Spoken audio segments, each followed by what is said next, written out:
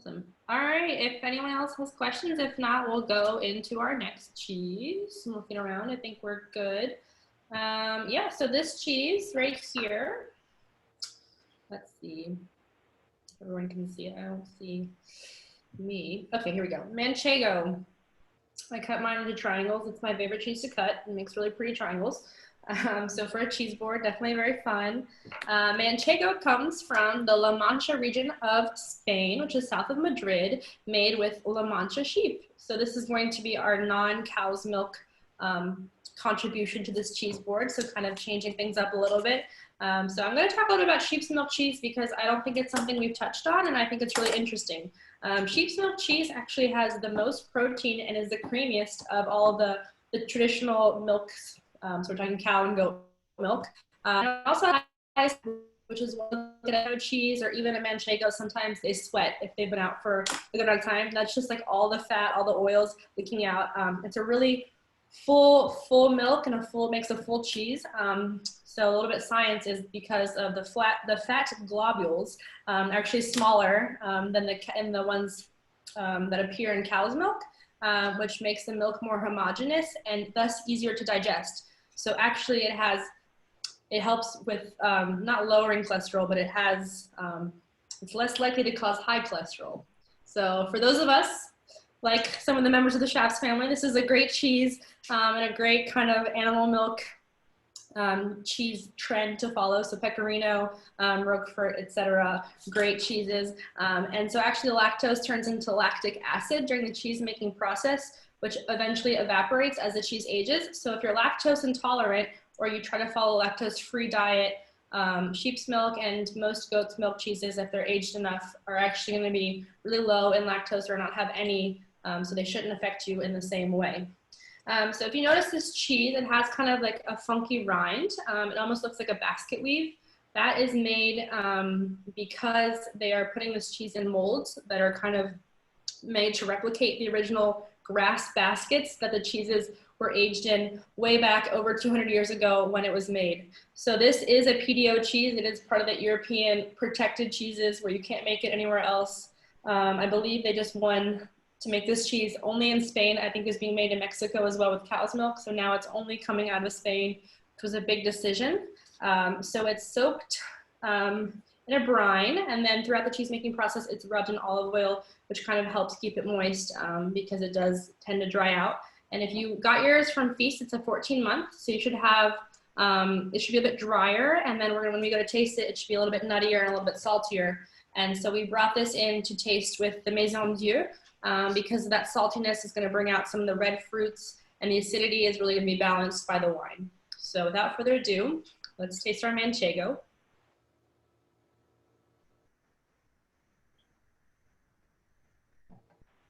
And I find the 14-month pretty salty. For me, 6 to 8 months is my favorite version of Manchego because you really have that butteriness, those fat notes that you can get in a lot of sheep's milk cheese.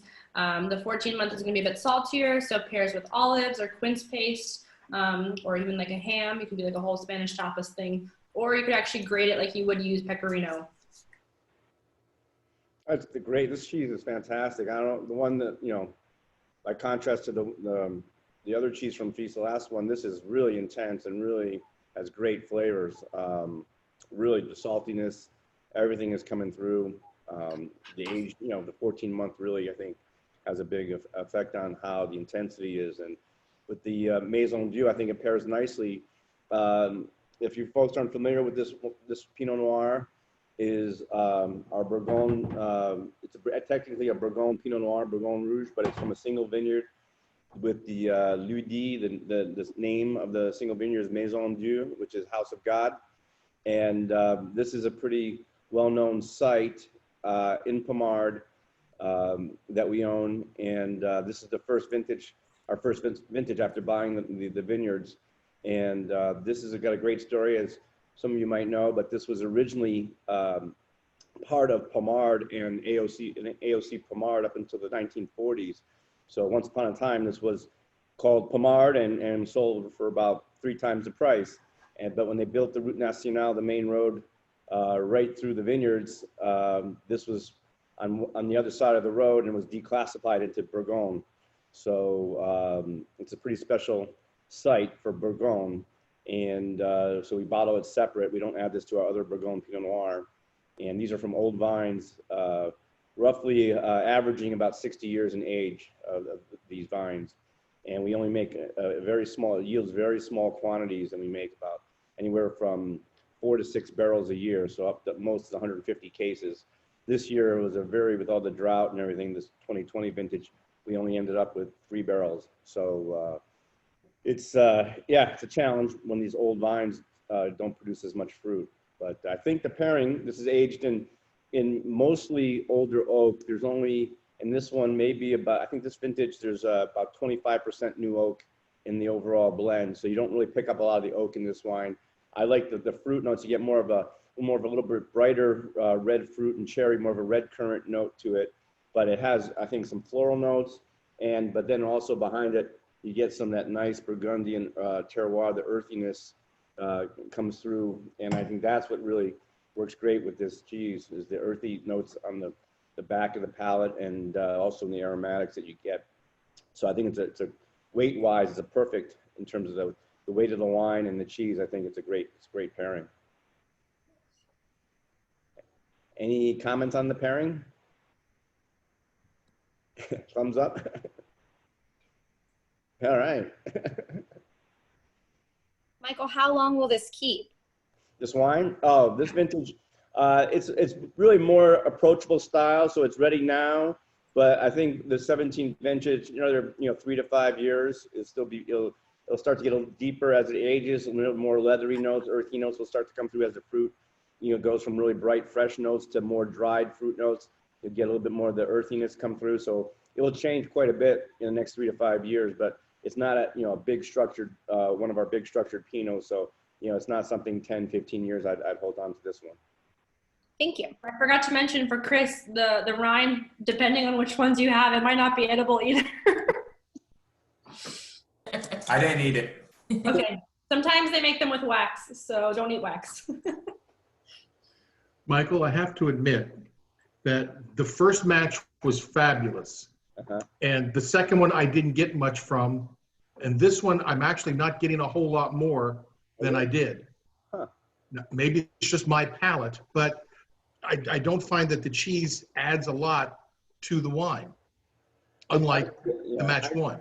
I can see it doesn't add a lot to the wine, but I think it's a nice balance between the two, where the wine doesn't overpower the cheese, and the cheese is not too intense for the wine either. I think there's a nice kind of balance between the two. Now it's not, a lot of times you like to have the cheese making the wine really stand out, bring out more flavors in the wine. I don't see that, but I see it more of a nice, balance between the flavors, or kind of a lot of overlapping flavors between the two. It's more a harmony, and I guess I do see that point, and I do agree with it.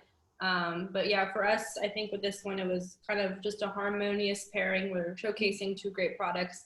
But that's very true when we're talking about cheese and wine pairing. I think those of you who have been with us since the beginning, you've seen how some have really highlighted one product or the other product or both. Some are just nice complements, and then some, I think, maybe were our finest pairings. And I think that really is a testament to the difficulty, but also kind of how fun you can do, how much fun you can have with this, because some things do kind of like sing together in a way. Sometimes they just kind of coexist on your palate, and sometimes they fall flat. And I think it's a whole world of kind of just trying and tasting, and then seeing if there's elements that work and what doesn't work, and based on what you like and based on how the product is tasting, it can go in a lot of different directions. But we love the feedback. It helps me learn and grow as I advise customers on cheeses, especially with Pinot Noir, because we talk a lot about Pinot Noir every day at work. So any feedback you guys have on what you like with the Pinot Noir is helpful for me, because it's pretty much what I do most of my day. Well, the interesting, if you remember, Hannah, when we started, I came up with the wines I wanted to feature first, and then Hannah thought about the cheeses. And originally we had switched this with the El Scott with the next one, and then when we tasted, I decided that I like this pairing better. So we flip-flopped these last 2 cheeses, and I still think this is a nice pairing. If you recall, I think I said in the first session, in the wine trade, the famous saying is, you know, fruit to buy wine, cheese to sell wine.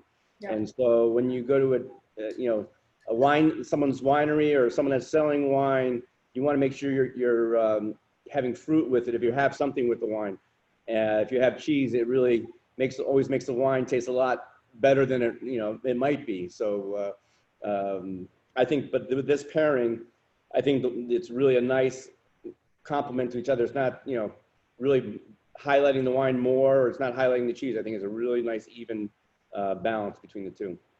But we will perhaps at the end taste the blue with this one, and we'll see who was maybe on their A game with the pairing.